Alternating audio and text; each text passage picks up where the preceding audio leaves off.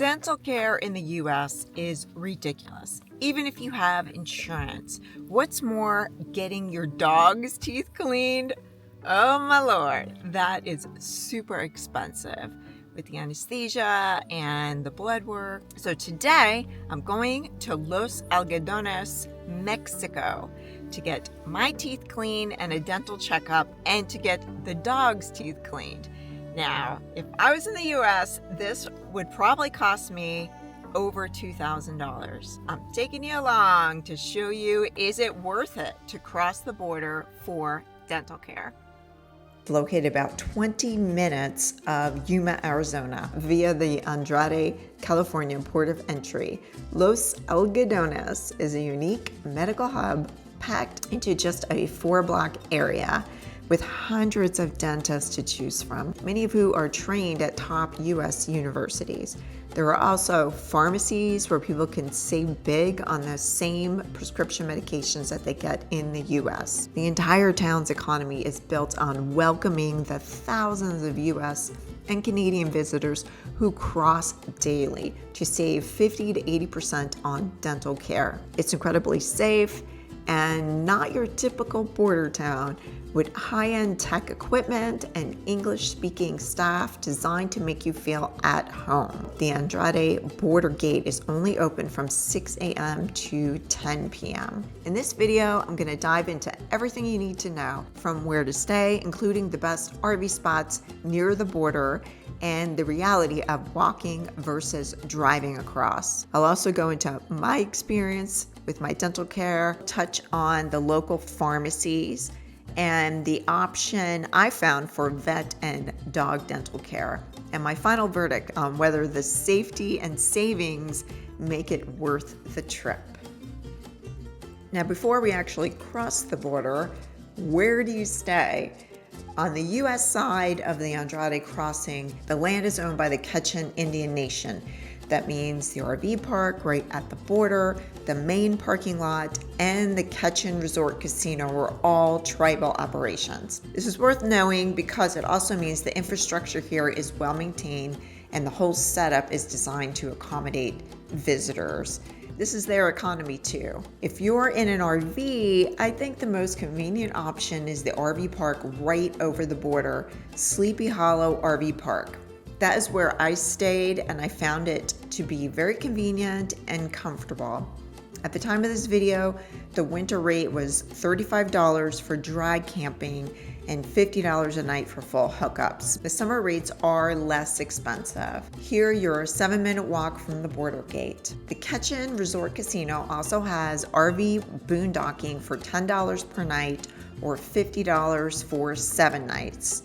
Hotel rooms, a lazy river pool, restaurant, the works. It's a few minutes further from the gate. Free camping on BLM land is available in the Sidewinder Road area, about a 15-minute drive. And if you want the full spread, big box stores, chain restaurants, Yuma is about 25 minutes east. Lots of RV parks there and hotels. There are also hotels in Los Algodones, as well as some dental clinics that offer overnight accommodations. Options are good. Pick what fits your travel style. The next big decision, walking versus driving.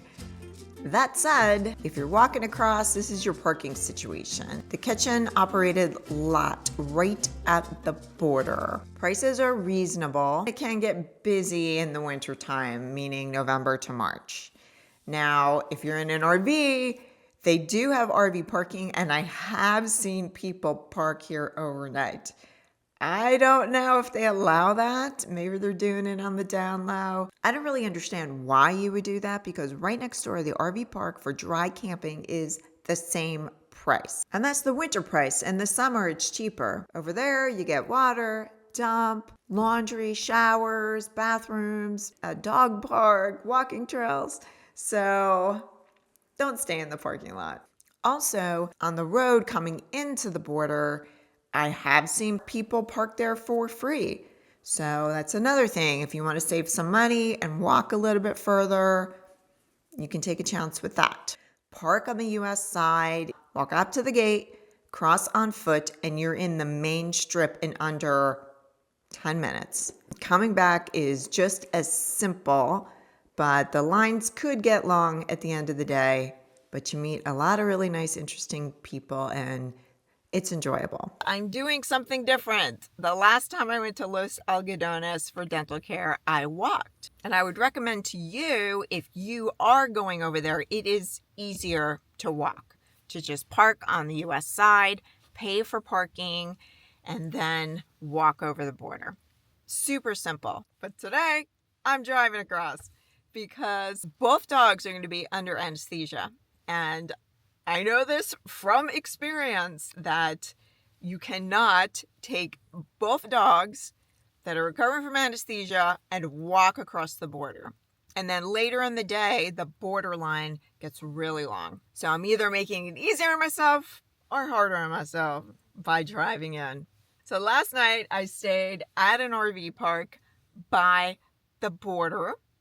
It's only a 7-minute walk to the border crossing. I wanted to unload the camper and just take the truck, making it a lot easier on me. I was figuring when I come back over the border, if I had the camper with me, there's a lot of things you can't take into the US, like fresh produce, and I don't want to throw out all my food. So this should be a lot easier navigating with just the truck. Now, the last time I went to Dr. Ramos's, I used a credit card and everything went through fine. But my card had trouble going through at the vet's office. And the ATM on the Mexican side wanted to charge me a really large amount to take out cash. So this time I was proactive. I went to the convenience store at the RV park and they have a ATM there and I got cash.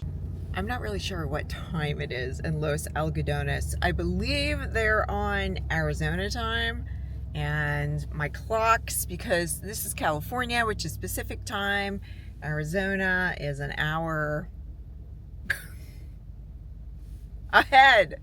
So I'm a little confused because every single clock is giving me a different time.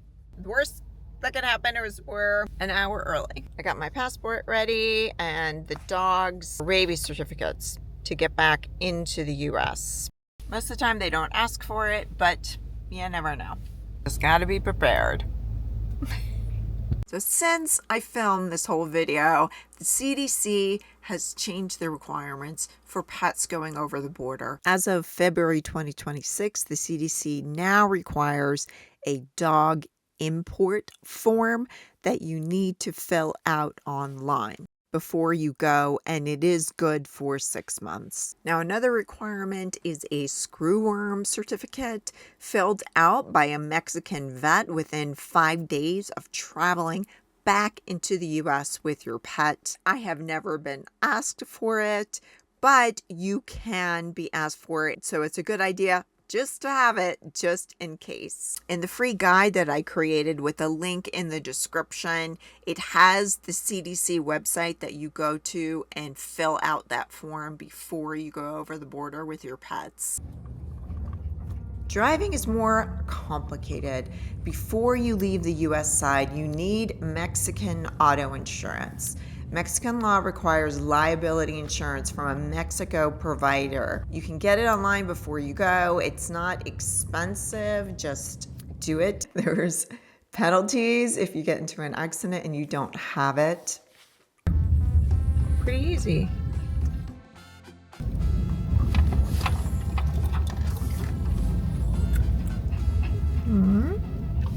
Okay, I'm trying. Shoot. Okay, it's a 4-way stop. I gotta go left on Avenue A. Driving adds steps. Tight parking inside the small town. You're maneuvering a vehicle through streets that were not designed with bigger American cars in mind. The crossing itself, pretty easy. They did look in my truck, just standard stuff. Hey everybody, Kim Ann from the future here to talk to you about this beautiful Bluetti Elite 300.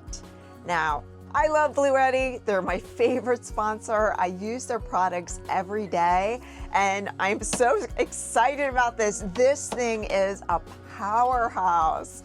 It holds 3,000 watt hours of power, and somehow Bluetti put it into a 2,000 watt hour footprint. Now it comes with these really cool handles. I'm not gonna say this thing is light. It's not, because this thing can power your whole rig, but they have these two handles that makes it a lot easier to carry. Now, as far as the size, when you live small in a truck camper, every single square inch of space matters. Now, what sets this power station apart is it has a TT30R outlet. So that's the standard 30 amp RV plug. And you plug your camper directly into this power station.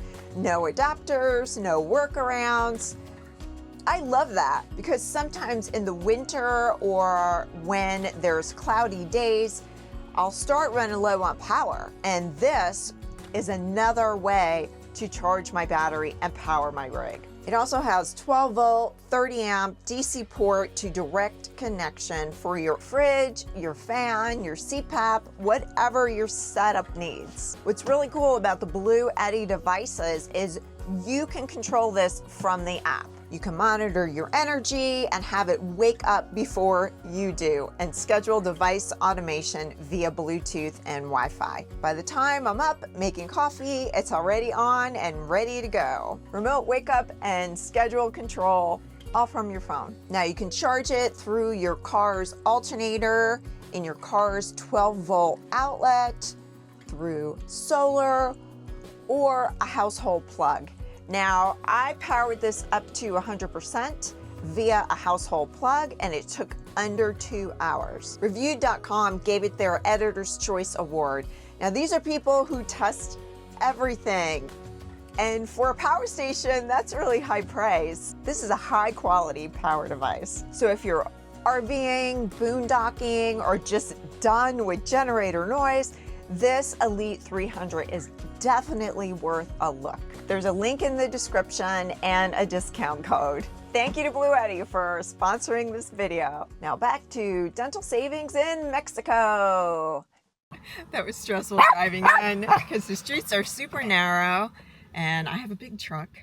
And the place that I picked out for parking that was on Google Maps was closed. So I just went around the block and this guy flagged me over and I was like, parking? He's like, yeah, $5 all day.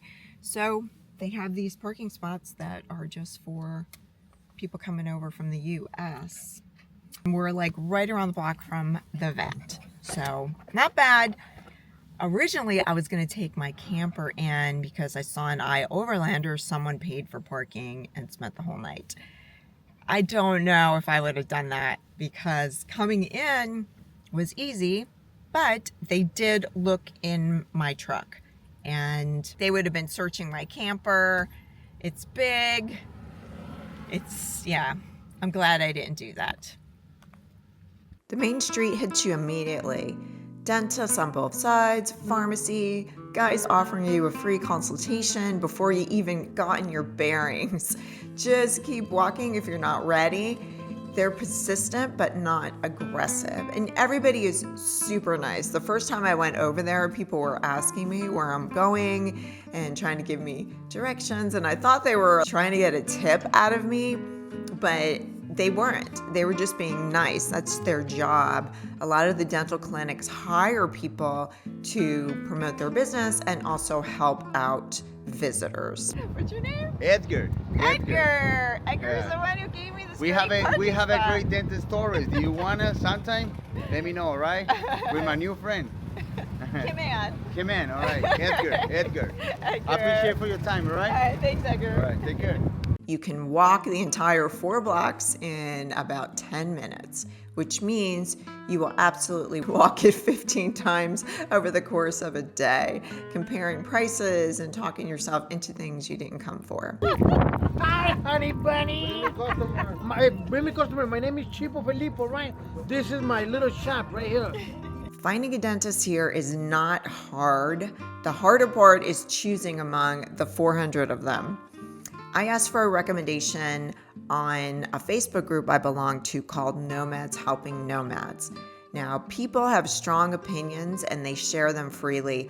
Look for consistent names coming up over and over. That's your signal. Dr. Ramos's name kept coming up over and over, and I really like him. I've always gotten very good service there. Everybody is so nice. Day one, I got my dental exam, cleaning, digital x-rays, same as your dentist at home. The equipment was modern and high tech. The office was clean.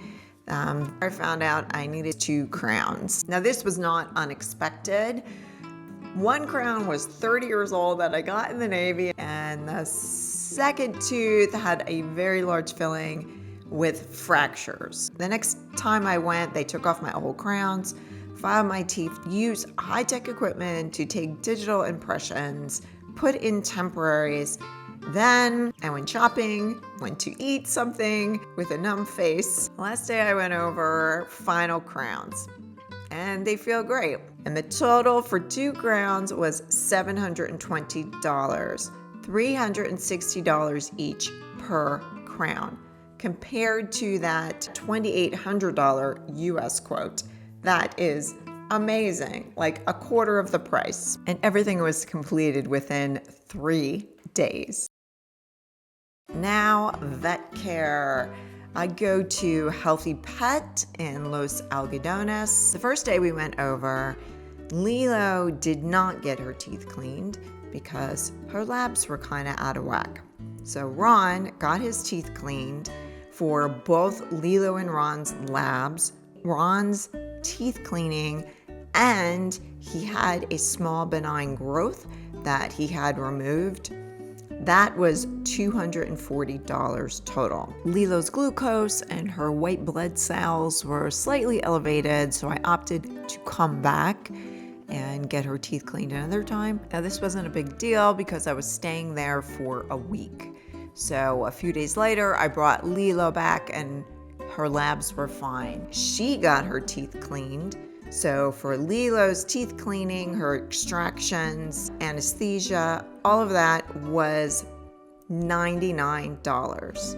Now this is something that would have been super expensive in the US because they charge for every single extraction, which they don't in Mexico, and Lilo had 4 extractions. The dogs, with all of that, would have been probably over $2,000 in the US compared to $339. I really like that vet. They are super nice. They speak English. They're very caring with the animals. I liked that they did the pre-anesthesia lab, and I would recommend getting that done. They asked me if I wanted it done. Yes, get it done just to be safe. You never know. The pharmacies here are worth your time, even if dental care isn't on your list. A lot of medications that require a prescription in the US are available over the counter. So if you're looking to get your present prescriptions at a lower cost, here's a tip. Bring your empty prescription bottles or just that pharmacy paperwork that you get, that printed page with all your prescription information on it, like your dosing and the manufacturer. This is so the Mexican pharmacist can find your exact match. Now, while many maintenance medications are available over the counter in Mexico, keep in mind that antibiotics, psychotropic drugs, and controlled substances still require a Mexican doctor's prescription. But most pharmacies have a clinic right next door or close by, so you can get one for a fee, probably around $15. Now, I talked to a few people on the way back in line. One woman told me that her diabetes medication would cost her $1,000 for a 90-day supply in the US with her insurance. She goes over to Mexico, it's only $200. Medications for personal use, you can bring back a 90-day supply or less. You can bring back some controlled substances, but they are under strict regulations. Something I haven't talked about is optical shops here in Los Algodones. It is such a win.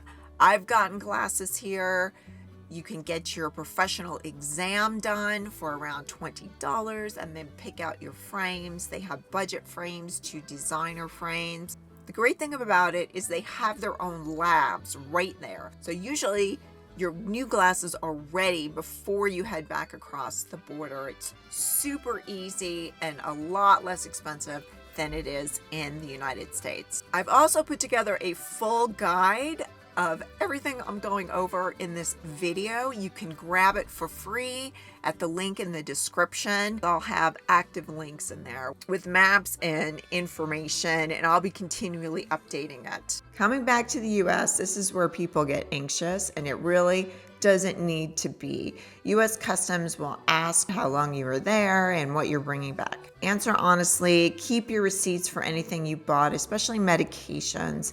Keep them in original packaging. Now, I have both driven back and walked back across the border, and I'll tell you, it's a lot quicker to drive back, but it's a lot easier to walk. The line does get long at the end of the day, but if you go before that or after that, it can be really short.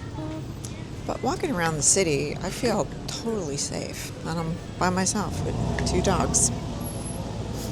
Now, Los Algodones is not a crime-free utopia. It's still a border town, but the main part of where you and I are spending time, the dental strip, the pharmacies, the main crossing corridor, that economy runs entirely on American and Canadian visitors. Every clinic, every pharmacy, every restaurant in that 4-block radius needs you to feel safe and come back. That's not altruism, that's business. And it works in your favor. The first time I went over, I was nervous. Now I feel completely safe and at ease, walking around by myself. I always stay in the main area. I don't carry a lot of cash, and I'm back before dark. Would I go back? Of course I'm gonna go back. My dentist is there.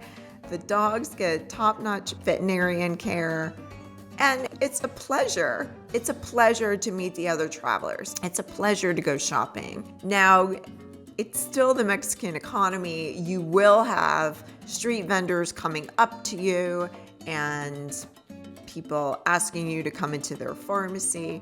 That's just part of their economy. They are kind. If you tell them you're not interested, that is fine. And if you are interested in something, occasionally I'll buy produce on the way back because there's a guy that sells kale and strawberries, whatever is in season, and I usually buy from him for a few dollars, and they allow me to take it back over the border. If you've been to Los Algodones, drop your dentist recommendation in the comments. That kind of firsthand knowledge is more valuable than anything I can tell you. Thanks so much, everybody, for joining me on this video, and we'll see you on the next one.